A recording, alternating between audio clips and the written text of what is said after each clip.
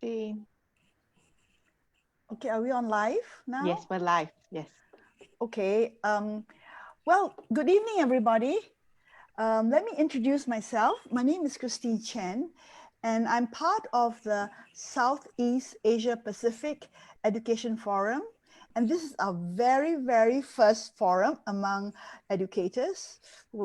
Our really main goal is to have us educators bond through such Facebook Live. So it's going to be just a short 1 hour. And what's important really is that we get to listen to our two very distinguished resource persons. I will just say their name and then they will introduce themselves because they have done so many things, that I can't really remember what they do, but I know it's very, very important. So let me call the lady, Hao Yi, to introduce herself to all of you. Right. Thank you, Christine. Thanks for inviting me onto this talk. I'm Hao Yi. So I currently run this organization called JA Singapore, or Junior Achievement is full name. And JA is a worldwide nonprofit organization. Oh, sorry. Okay. Okay, so mainly what we do is we try to inspire, prepare, and empower the youth for the future through life skill courses in three main areas: entrepreneurship, work readiness, and financial literacy. So we try to teach kids things that they don't normally learn in school, because schools are very academic based, right? We learn English, math, and science. So our courses are all taught by volunteers, mainly from the business world, and all are offered free of charge to the students. Our courses are very activity-based, very engaging, and we teach programs from kindergarten all the way to university level. Besides short 4 to 6 hour long courses, we also run different types of business plan competitions that teaches them teamwork, critical thinking, and all of these great things. Okay, thanks. That's a short intro on JA. You're muted. Thank you, Howie. Jay, could you introduce yourself? Thank you. Thank you, Christine. And really interesting to hear about JA and Howie. From JA, I'm Jay. Good evening, everyone. So I'm the co-founder of an organization called the Yellow Boat of Hope Foundation from the Philippines. I'm also currently involved in De La Salipa, which is one of the 16 De La Salle schools in the Philippines, as the head of the Innovation Lab. So just a brief background, as Christine mentioned, Yellow Boat is based in the Philippines, and 10 years ago, I started it with my co-founder, Doc Anton Lim. I chanced upon a community in the south of the Philippines, where I'm also from, where kids have to swim to school. And, at the time, growing up from that region, though today I'm based in Manila, I never imagined. I've heard of all the stories about kids, struggling to go to school, walking for hours, miles, just to get to school. But 10 years ago, it was the first time that I heard of a story where kids have to swim to school. And it bothered me, it disturbed me. And so I posted something on Facebook. It went viral. We started a mini fundraising campaign. Within 1 week, we were able to raise funds. And then we built them 10 years ago, the very first Yellow Boat, which is really a concept of the yellow school bus, but on water. So over the last 10 years, we've expanded to more than 200 communities around the Philippines. As some of you might know, the Philippines has 7,000 islands. So the situation wasn't unique to that particular place in Zamboanga. It was present. It was happening in other places as well. And of course, with Dela Salipa, our objective in establishing an innovation lab called Nexus Innovation Labs is how do we get students to create, their own yellow boats. They're most of the time, from kinder to college, maybe you spend 12 to 15 years of your childhood to early adulthood in school. What if we can inspire students and we can support them to create solutions to the UN SDGs in the same way as JA, as how we mentioned. So basically, that's our goal. How do we create more sort of solutions to real world problems? Thank you, Christine and Thank you Howie. very much, Jay and Howie.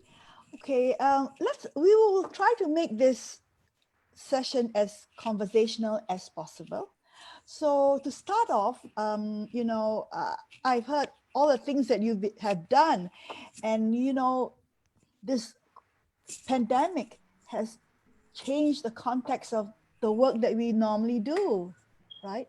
So under such uncertain times and such trying times, okay, share with us some of the challenges you face. Anybody like to start? Yeah. Maybe Howie wants to go first, or Oh, okay, I can go first. So the challenge at the beginning was, so all our courses are usually conducted in school. So actually 100% of the time, we bring volunteers into the classroom to teach our programs, right? So when the circuit breaker came along, when all the schools was closed, that became a problem. There's nobody in school for us to teach. Well, volunteers couldn't go into the school to teach. So for the first maybe 2 to 3 weeks, or actually a month, it was very low. Nobody wants to do anything. Nobody can do anything. So then we also then suggested doing online programs. But at that time, the teachers were also trying to were struggling with holding online classes because the students were at home-based learning, so all of that, and all the teachers and the students all were very, enough of online programs. So then we kind of shifted our focus. Instead of focusing on the primary schools and secondary schools, we decided to then focus onto the older level kids, where the high school kids, the university level kids, the poly kids who are more adaptable to using laptops because they do use laptops all the time anyway. So we're able to shift and to offer programs online. So yeah, so that was one way for us that we were able to overcome this pandemic and has been quite well received on a couple of the programs that we have been doing. thank you, Howie. I guess almost similar to Howie for De La Salipa, since we're De La Salipa is really a school-based program. So our biggest challenge in March when the country went on almost a 3-month lockdown, and then we went they called it the enhanced community quarantine. So no in-campus activities were allowed. Fortunately, we were sort of prepared. We built a digital infrastructure and a learning management system 3-4 years ago, together with the establishment of the Innovation Lab. And so we were, in a way, better prepared than most other schools. But it was really a challenge because for De La Salipa, we were affected by a volcano eruption in January. So I think there were no classes for 3 weeks in January to February. And then can you imagine we had to, again, shift to a fully online model. So of course, there were a lot of confusions from the start, and the struggle in terms of, because it's not the same. I think for the classroom model, you can't like spend 8 hours doing Zoom meetings with the kids. It has to have some, combination of synchronous and asynchronous learning, wherein, there's a self-based modules or courses that they can take at their own time. And in the Philippines, I think, and this is where I'll talk a bit about Yellow Boat as well.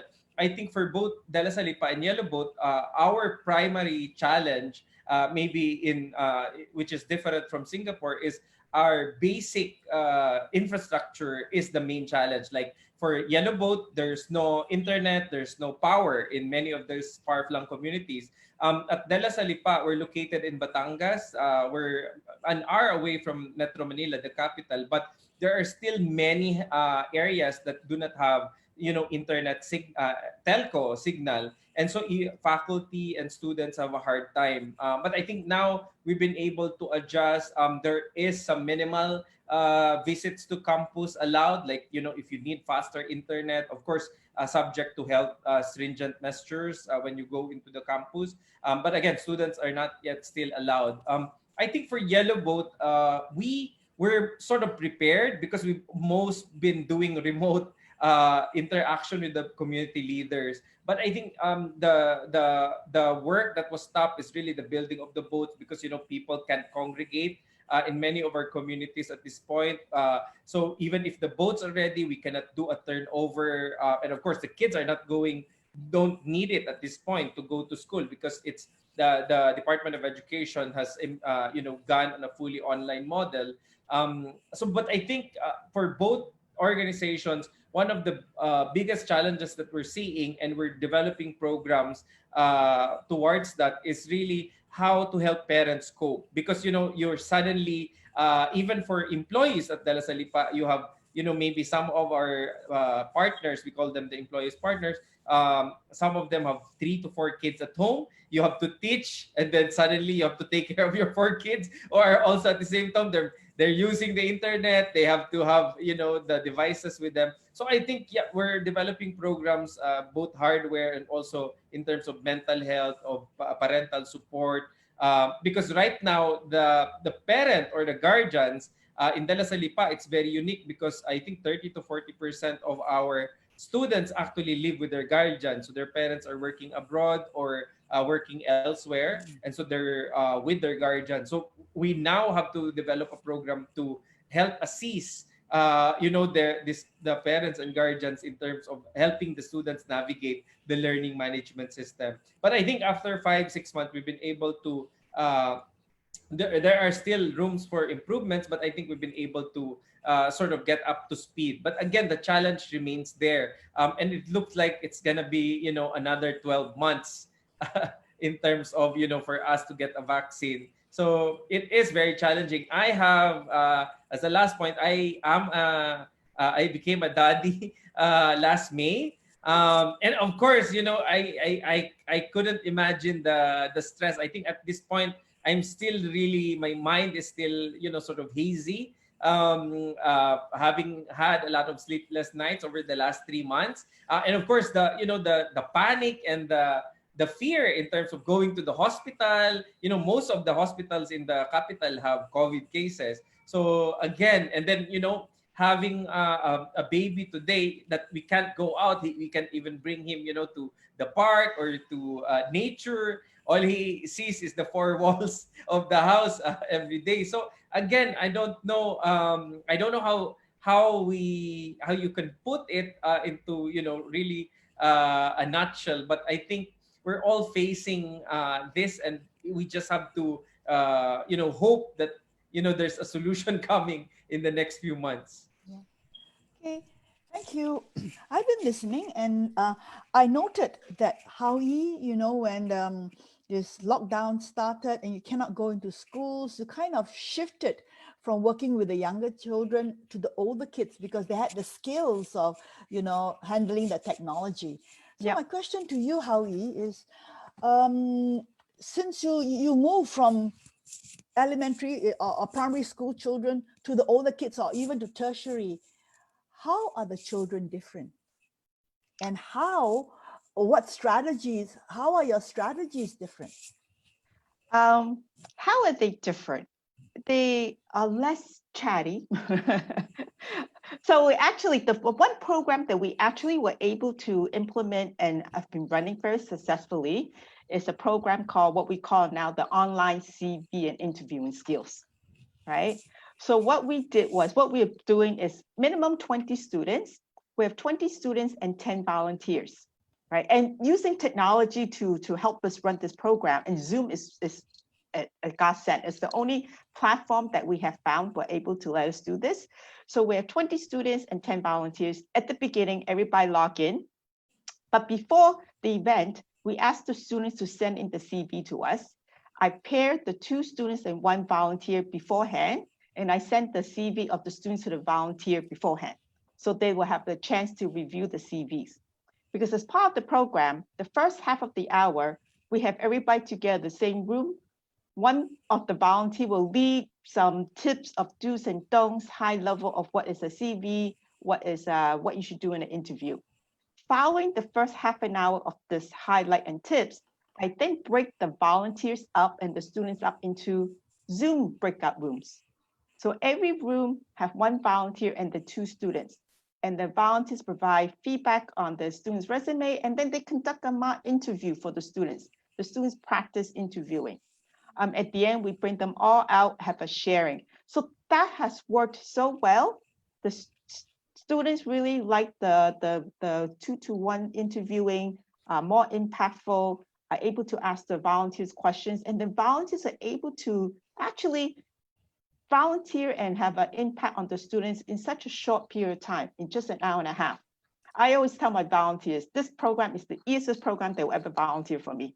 With all the other programs, I have set curriculums, they have to learn it, they have to prepare for it, know how to deliver. CV interviewing skills is part of their everyday work life, right? They interview candidates for their jobs and things like that. So that, and my volunteers, when I need volunteers, because circuit breaker, everybody's at work, working from home, they have nowhere to go. This was a very good break for them from working, right? For them to volunteer. So that has worked very well. So that's for the older kids. They're much more quiet in the sense, when you ask questions, it takes them a very, very long time to answer, right? But at the same time, we also brought a couple of primary school programs online as well. We were able to turn some of the activities onto online activities. And when we did the primary school kids, we started off with a very small group, 5 students, right? And with the 5 students, when we asked them to turn on your video, we asked questions, they're actually very interactive, they very engaging, and they will answer very easily. And then we kind of expanded and increased to 10 kids. So the kids are actually more lively and chattier. But it's very different in terms of the younger kids and the older kids. So that's how we were able to adapt and be able to work with both groups. Yeah, as I was listening to you, describe what you did, it looks like the children were adaptable and the volunteers were adaptable. Yeah. Yep. So Yep. that's really great, to know Yep. that despite our challenging times, Yes. we Yes. human beings. So when Yes. we go into the schools, all of activities very activity-based, and we try to put the students into groups for, to do the activities, for teamwork and all, collaboration and all that. When we brought the program online, we were still able to do that. We broke them up into groups via the Zoom rooms, right? We have 6 groups, they have 6 Zoom rooms, and we ask them to work on their business plan together to come up with different things. And they're able to, share screen or do Google Doc or Google Draw, whatever it is, to work together. And then they will come out and we ask them to present, and we just share the screen and present. So it's actually been working quite well. Like I said, Zoom is one of the great things for this situation. Actually, I actually thought the plus side for me on that sense, pandemic is not a good thing, but the plus side that I thought came out of it is they brought a lot of the teachers, the schools, a lot more into the digital world a lot faster. They're now, they welcome using devices, laptops, online learning, and all of this. Right, and using a Zoom room, we don't have to commute to do the CV interviewing skills. It's so much faster, an hour and a half, versus if we do live interviews, or live courses, the volunteers have to travel to the school, get ready, get set up. Even though, like today, if we have a program at 2, although I ask all the volunteers and all the students to sign in half an hour before, that's okay. They sign on, but they continue to work until 2 o'clock. Then we start the program, right? As opposed to they physically go to the school, they get there, they have to wait around, but they cannot do any work, right? They really still just waiting around. So it actually has made volunteering a lot more efficient in that sense. Yeah. Well, that's a lot of good coming out of this lockdown. For you, Jay, I was listening to your first presentation, the first one, and you talked about actually, you were working with children, the yellow boat, bringing them to school and stuff like that. And then there's no school, there's no boat. But you talked about shifting to helping parents cope with their children at home because they cannot go to school. Would you like to tell us more? What are the strategies you use to help parents or in most cases guardians, in this pandemic? Yeah, so for Yellow Boat, we are we are very fortunate that we have very passionate community leaders. Just a bit brief background on them. So these are actually public school teachers who are teaching in, the far-flung areas, and they're very passionate about helping, the community and the kids. And so, over the last 10 years, they approach us and they seek funding for the boat. And then that's how we're able to sort of choose them, that we're gonna work with you in raising the funds, build the boats. So a lot of them now, because we're doing this fully online model, so a lot of them are being trained. So we have a lot of sessions similar to what Howie was mentioning. So we have a lot of, I think this is a good time for upgrading your skills. So the community leaders, we call it Hope Zoom It, because it's happening on Zoom as well. And last year we had a Hope Summit. It was an in-person event. So this time Zoom It, Zoom It, and then we are doing programs wherein it builds the capability of the community leaders, because they can still go to house, or they can still do a lot of the sessions with the community members locally. So what we do is we train them in terms of very simple mental health programs.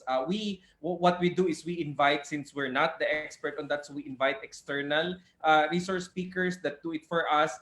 So on a weekly level, we have that schedule, and it's almost a similar situation at De La Salipa. So the guidance office, before, the focus was really just students. Now, part of the role is to cater to the parents and guardians. So basically, it's sort of not really, reinventing the wheel, but like repositioning where certain programs can be applied. Okay, I learned another new word, repositioning. Okay, you talked about community leaders, okay, and somehow I relate it to how is volunteers, okay. So the question that I have for both of you is, how do you get the volunteers for Howie? And for you, Jay, how do you get your community leaders? On what basis do you say, oh, here is my community leaders? So how do you get these resources in the community to get your programs going? Well, for Yellow Boat, for the last 10 years, so there's our model is really different. In my research, I found out it could be called holocracy, wherein there's no real hierarchy in our organization. Though Doc Anton and I sort of give the general directions, but each community leader sort of is the founder of their little program or their program within their community. And so what we do is the Yellow Boat, the national team, what we do is raise the resources. So right now we're actually raising funds for printers, because they can't go to their offices, so they need a printer at home. So because some students don't have internet, so they distribute the course materials instead, the printed course materials. And so we're raising that, and also we're raising gadgets. So we have a donation drive next week. We have a partner, but mainly our role is really the sort of the enabler and the community leader. As I mentioned earlier, and I'm going to expound on it. Yellow Boat sort of grew not because we were saying as a national team, we want to go into this place. We want to go to some cities, Cebu, Cotabato, but it's instead public school teachers who are, some of them, we've mentioned this, they're like spammers. So, even if we have limited resources, some of them, they send, weekly messages to me or Doc Anton, and, sort of begging us to go to their communities. And usually what we do, because that's sort of what happened to me when I posted the Facebook status 10 years ago, to be honest, it was really for someone to act. Like I said, there are swimming kids, maybe we can help them. But my purpose was, for someone to take up the challenge. But it went back to me. My initial friends gave the money, and so I had to find, the boat builder. I found Doc Anton, who's the community leader there, and we sent him the money. But basically, so we apply the same concept. So we have probably, of the 200 communities, we have 30 to 50 very active community leaders, and some of them manage 2 to 3 of these communities. And usually they're the ones who, like, sort of, if I may say it, badger us, like, oh, we need laptops, we need printers, we need course materials, we need this. And our role is okay because we're from the capital, we can raise the resources. But basically, they are the ones that drive what's needed. And basically, what we do is provide them a platform. Yellow Boat now has 500,000 likes on Facebook, and so if whatever they need, we post it there. We connect them with donors, funders, and even resource persons if they need some kind of expertise in their communities. And as a last point, so the profile of each community is very different. We have in Bicol, since the community leader is a doctor, so of course on top of the Yellow Boat and the education programs, a lot of her community's programs are around health and dental missions. In Davao, our community leader is a lawyer. So on top of the education programs, a lot of their other work is around providing legal assistance. So it really depends on the community. We sort of operate a very loosely, we're like a loose federation of sorts, building on the strengths of the community leaders. And our role is how to empower them. Okay, that's good. Thank you very much. How about you, Howie? How do you get your volunteers? Okay, so for me, so yearly we teach about 20,000 students, and I have between 1,500 to 1,800 volunteers a year that teaches my 20,000 students. So where my volunteers come from, it comes from three main groups. The first group is if we go into mainly a primary school, if they're very strong parent support group, the parent will step up to volunteer. So I'll train them and they will teach. The second group is corporate. So a lot of my volunteers are from the corporate side. As we don't charge, all our funding comes from the corporate sponsorship. So many of the companies provides the volunteering opportunities for the employees to volunteer as part of the corporate social responsibility, right? Part of the CSR program. And the third group, I have individuals, people who don't work for major companies, or even if they do, we're not their company's CSR partner, they will volunteer for me. So what I do is for my individuals, I actually go to a lot of events, I talk to a lot of people, and when they ask me what I do, I tell them about JA. And once I tell them about JA, they say, okay, sign me up to volunteer. So my volunteers comes from mainly corporate, maybe about 80% or so from corporate, and then individuals and parents. Okay. Yeah. Thank you.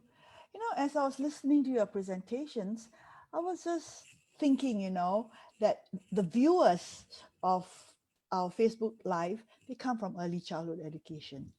Okay. And from childcare centers, from kindergartens. And I'm just wondering, they might wonder, what is this? What has this got to do with us? Okay. But what I hear from you both is that you are excellent in looking for resources, right? For Jay is the community leaders. And you even said, Jay, that the community leaders actually drive the program, right? And for Howie, your resources are the volunteers, and you have individual, you have corporate, and you have parents of children. Okay, so you in this challenging times, you spend time looking for resources, or you already had and you just grew more resources. So if I were to kind of take your experience and reflect on our early childhood profession, in this challenging and certain times, we need to look out for resources beyond the classroom. Because, as teachers, we always do everything. Sometimes involving the parents is also a big challenge. But to share with you guys, since the pandemic and since we went online, okay, early childhood teachers had the opportunity through Zoom to go into the homes of the children.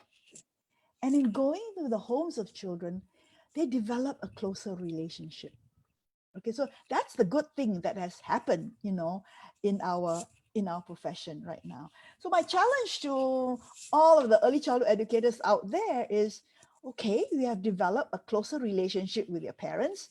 They are our resources.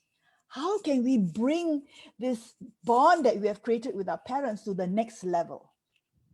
Okay, and so I'm so glad that you two guys have, you know, shared with us your experiences, your positive experiences of working with the resources around you. Okay?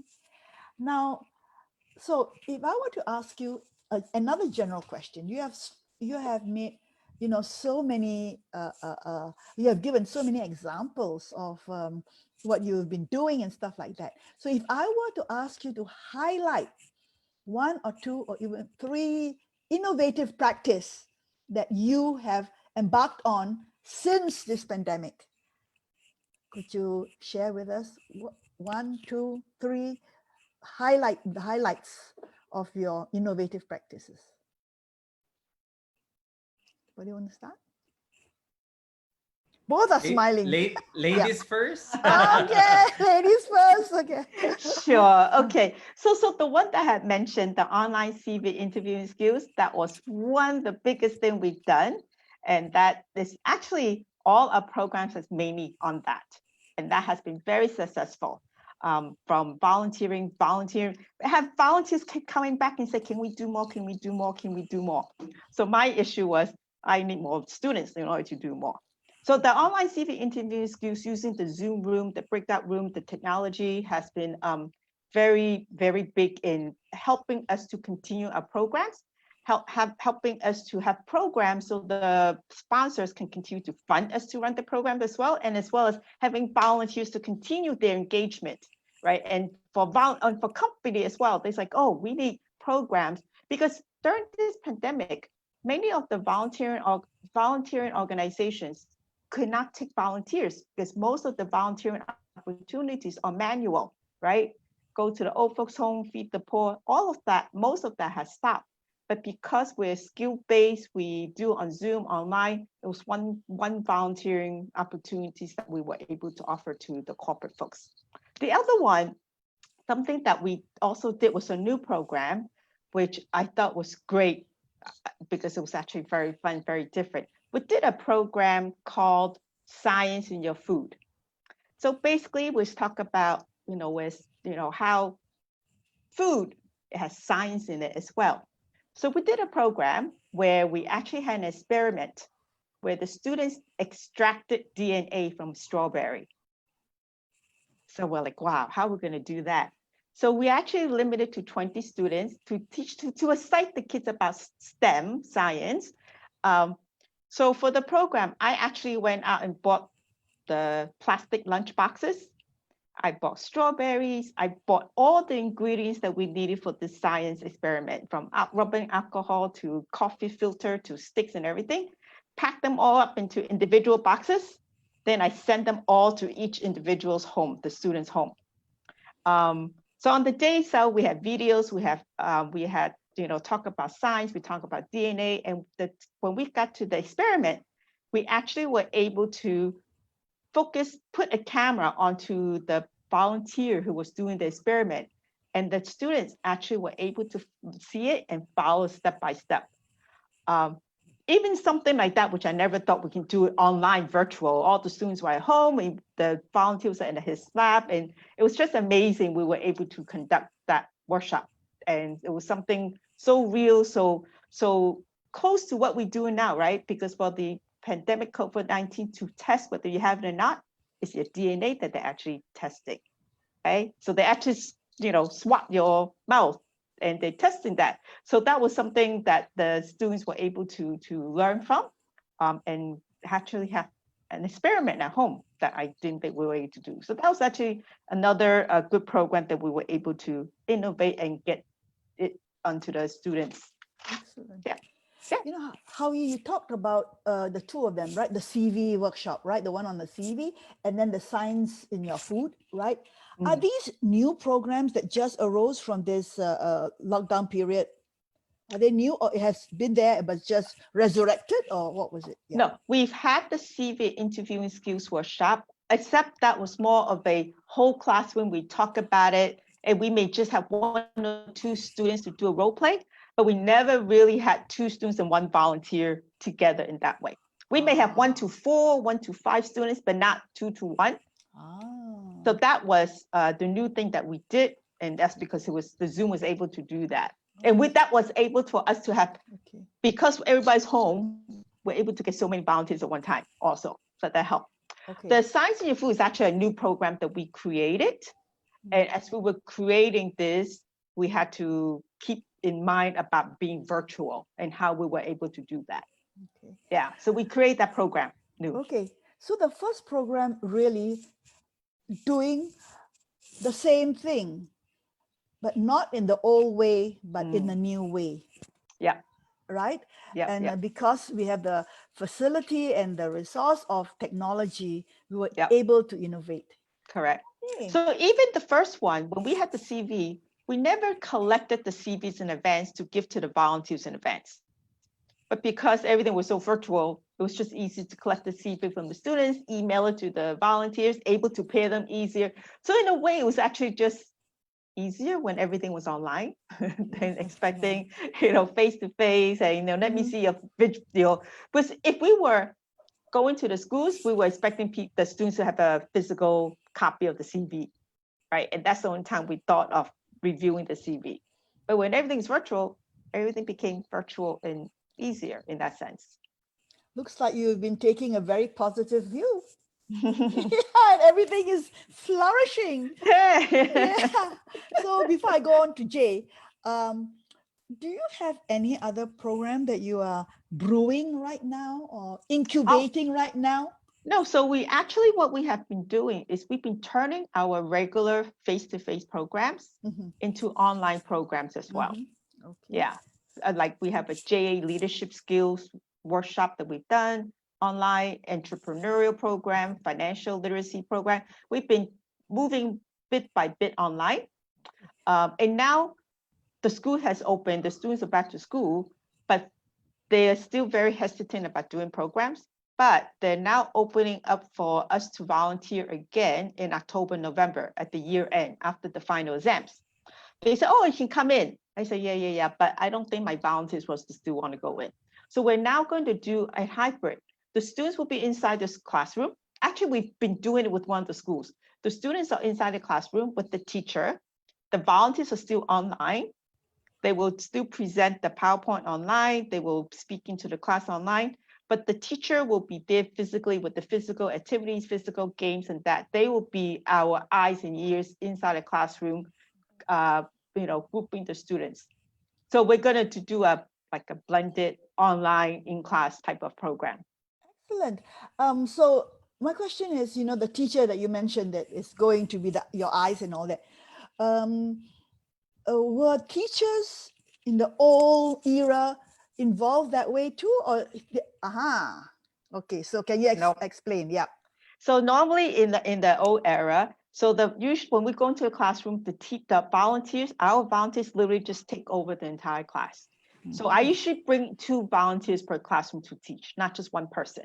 So they will both partner to deliver the program, whether usually 6-hour program over 2 days, 3 hours each day. So they will both collaborate and partner together to deliver the program.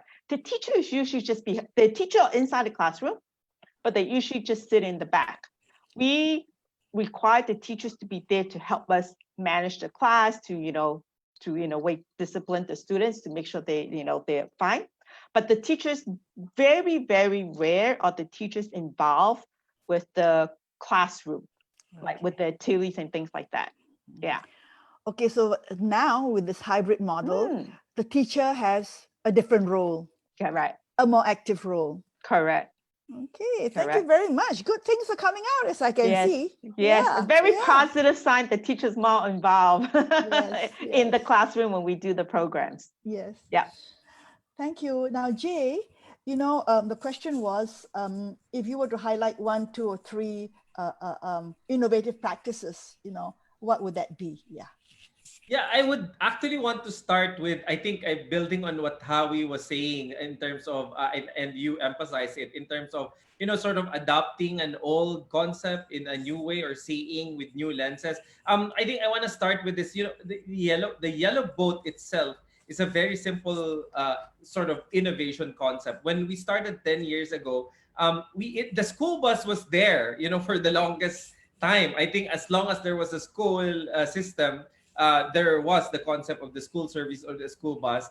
But what we did very differently in a way is apply this old concept and build the school bus on water, which became the yellow boat or a yellow school boat.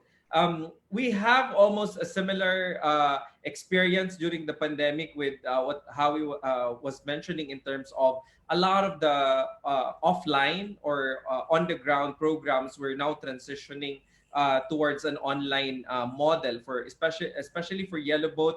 A lot of the teachers are now able to focus on alternative forms of delivery. So because Yellow Boat is unique in the sense that we're located in the far-flung areas, we're not really all online. So we are exploring radio delivery for learning, also the course material. So every week, that's why the teachers were requesting for printers.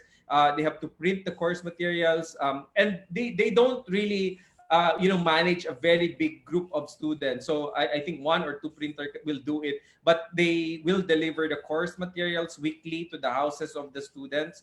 And then there will be quizzes as well, I think, or assignments that the students will have to accomplish. And then so sort of that model, I think in some areas the teachers are looking at TV delivery, because most households would have a TV, not necessarily computers or laptops. For De La Salle pa, where I think one of sort of the silver lining for because of the pandemic is the most, like one of my main role is how do we get everybody on the same page in terms of the United Nations SDGs, and why social innovation is important in school, why we should teach social entrepreneurship. Before, I used to sort of, I was trying to convince, a group of teachers or a group of students or a group of other employees, for physical training or sessions like of 20 to 30 people. But now, I just have to put it online, and we made it required, a required course for everybody. So everybody has to take it. Has to take it as part of our sort of preparation for the incoming school year. And so I think we've been able to achieve sort of a baseline, a common understanding. What is social innovation? What is social entrepreneurship? What are the 17, even as basic as what are the 17 UN SDGs? And I think answering the question of why a school or the academic community should, sort of look at the 17 UN SDGs as a jump-off point for teaching their subjects. Because like for me, it has a lot of applications. An English teacher can cite examples from the UN SDGs. A mathematics professor can also, instead of choosing random problems to solve, why not position it in terms of a hunger problem, or a education distribution problem, so that it makes it more real, and the students sort of develop this mentality that I'm not just here to learn, but I'm here to apply what I learn in real life. Even as simple as maybe throwing the garbage out at night, I think it's now being part of the curriculum, because again, this we it's not just learning, but it's really the application. So I think I'll end with that, going back to that example again, that I think a lot of innovation is sort of copying one aspect of one project, copying another aspect of another project, and then sort of bringing it together to produce a new concept. But it's not really very new, because it's just putting together two elements of previous projects to create something new. Okay. So sorry, Christine, let me add one more thing too. So besides courses, we also run competitions, right? Business plan competitions. But for the competitions, we always tend to have like huge workshops where we have 100 kids, 250 kids, and all that in one room, and then we, do the program, teach them before we have them do the competition. So we actually started a competition this year, and we are actually in the middle of it, and we brought everything online, right? Again, we had teaching online, design thinking online, teaching them HTML online. And we have breakout rooms for the team to go to breakout rooms, have mentors mentoring each team. So actually, in a way, if I'm thinking about now versus our competitions previously, when everybody's face to face, it seemed to be working a lot better. It also, in a way, is saving us a lot of money too. When we had the whole day workshop, we had to feed the students breakfast, lunch, and dinner, right? I mean, breakfast, lunch, and snack. Now with everything online, we don't have to pay for anything in a sense. So actually, in a way, save us money. Yeah, that's good. Howie and myself, we come from the same environment. We come from Singapore. And so we talk a lot about online learning. Whereas Jay, in your situation when you have, how many thousand islands do you have in the Philippines? 7,461, I think, to be exact. 7,461 islands. And Singapore is only one island, right? So we certainly come from different situation. And while Howie and myself speak the same language about going online, going to the children's home online, you did bring up things like radio and TV as your way of reaching out, and even mailing course materials. And I believe this is what's happening in Indonesia, because I went on the TV for early childhood teachers, during this period, that in Indonesia, the association for early childhood educators, that's what they're doing. They're having TV every day for the teachers and the children. Okay, so now while we, Howie and myself, we can see the students responding, we can see, online, you are just doing the radio or the TV. How can you sense, or what sense do you get of the response of the learners, because we can't see them? So could you maybe talk a little bit on that? Yes.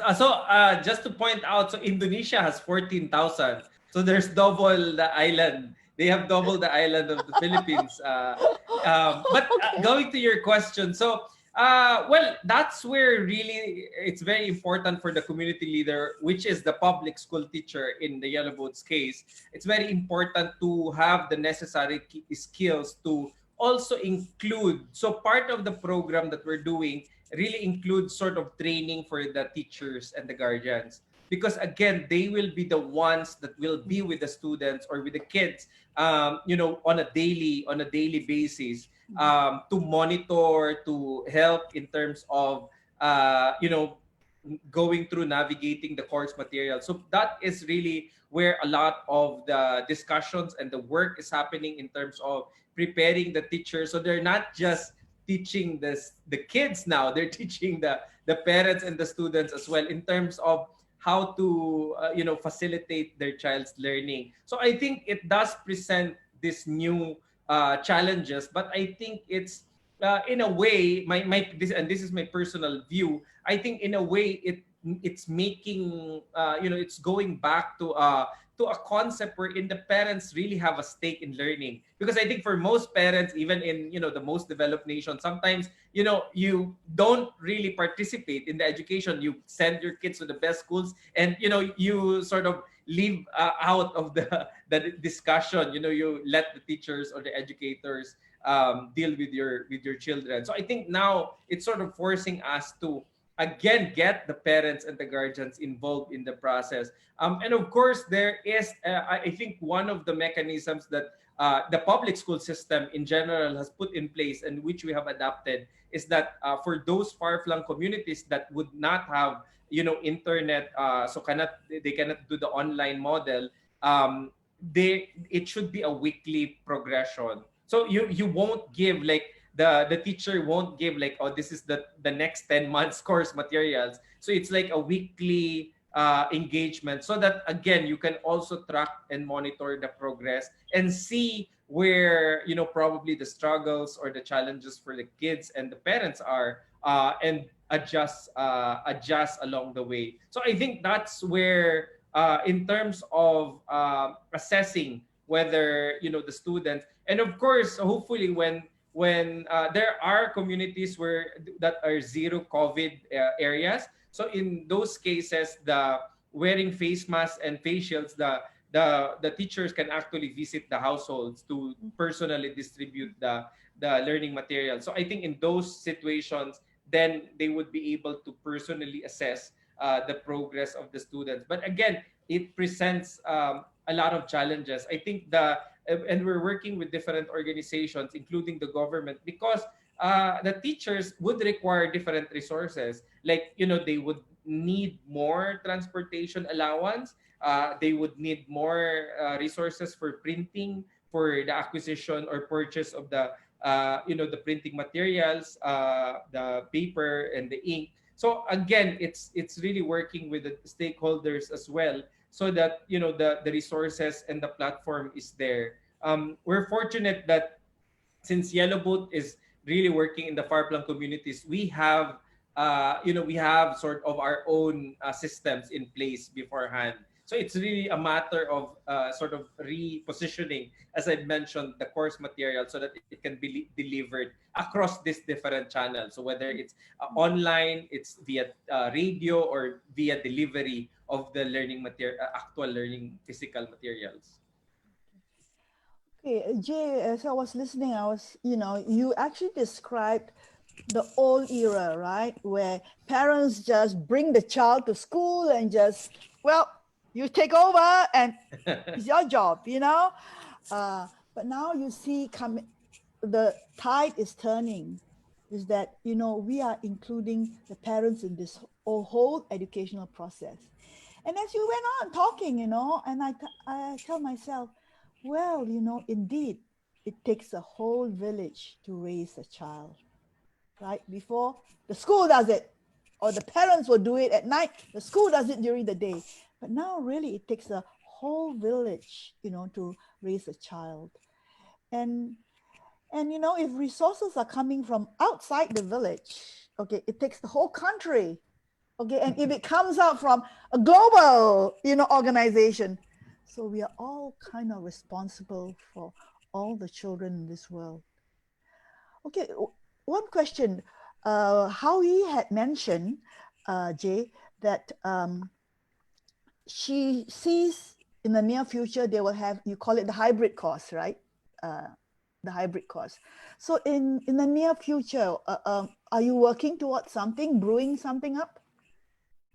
Jay? Well, yes, I think specifically now with De La Salipa, I think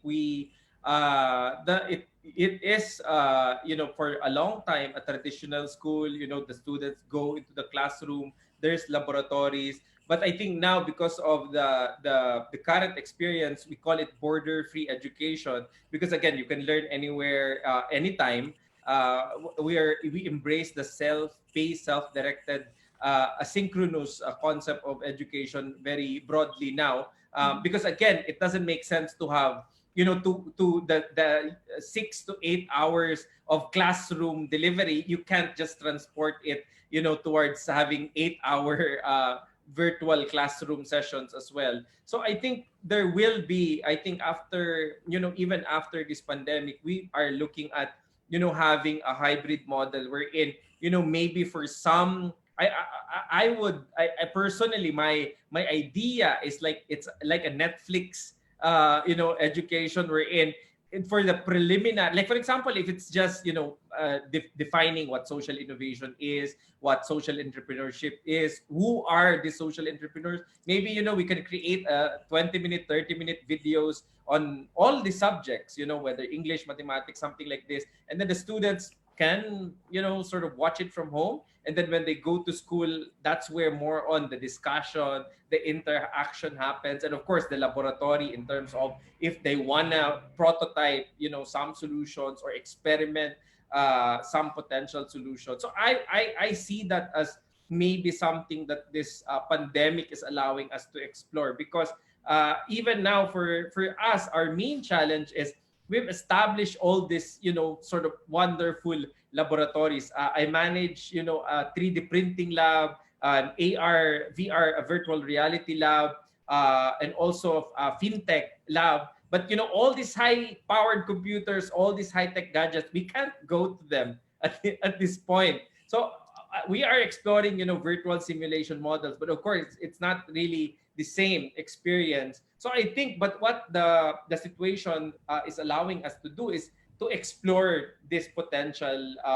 technologies and see how sort of it can enhance the learning or education of the students. For Yellow Boat, we're looking at the same thing. I think part of the part of the opportunity that this pandemic presented is now we're sort of forced to, we have all these concepts or learning modules in our minds. Like I have a lot of PowerPoint presentations on education, on certain subjects beforehand, but now I'm like I force myself to create it into like course materials, into like a structured one. Before, I would just send you the PDF or the PowerPoint presentation, but now I'm sort of recording 5 minutes videos. I'm sort of creating an entire course where we're in. There's a video, there's a photo, there's text.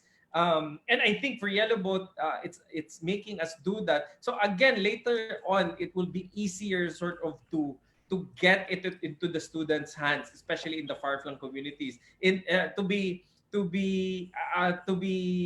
think, to cite an example, we are even maybe exploring, a possible putting the content on, because they might have computers but they don't have internet access. So we put the course materials on a USB, and then the students can, it's a very simple solution to the challenge. So Thank you. I would see that happening moving forward. Good. Thank you. Thank you very much. We are coming to the end. I was being reminded. So, thank you so much. Jay, what you are saying is that you have all this material, you're using the old content, but in new ways, right? Yes. Yeah. So, and then you also, both of you started with, how we started with shifting a focus from younger kids to older kids. And you talked about repositioning. So, to close, I would just like to sum up that we should be, celebrating our old ways, but reinventing it into our new era, okay? Doing it the new way, and reposition ourselves and shift our focus and look out for resources. There are a lot of resources out there, and we should not be doing all this alone. So with that, I'd like to thank Howie and Jay for spending your evening with us. And to all of you out there, although I don't see you, but I know you're out there, join us again next week, same time. And the topic will be teaching and learning in new ways. Okay. Thank you and good night. Thank you. Okay, so we are off the line and we are here. Hey, thanks so much.